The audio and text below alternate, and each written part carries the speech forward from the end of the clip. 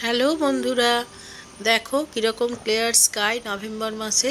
ওই দূরে কাঞ্চনজঙ্ঘা কত ক্লিয়ারভাবে দেখা যাচ্ছে, একদম নীল আকাশ।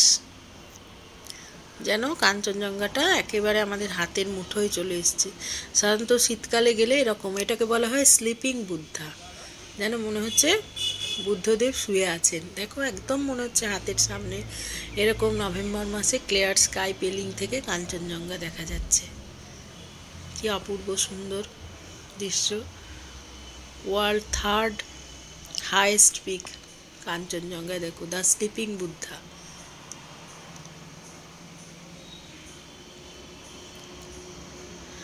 কত রকমের রঙের খেলা দিয়ে যেন ভগবান খেলছে।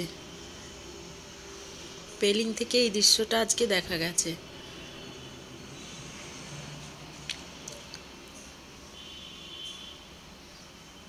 ভালো লাগলে অবশ্যই একটু শেয়ার অ্যান্ড সাবস্ক্রাইব করে দেবেন।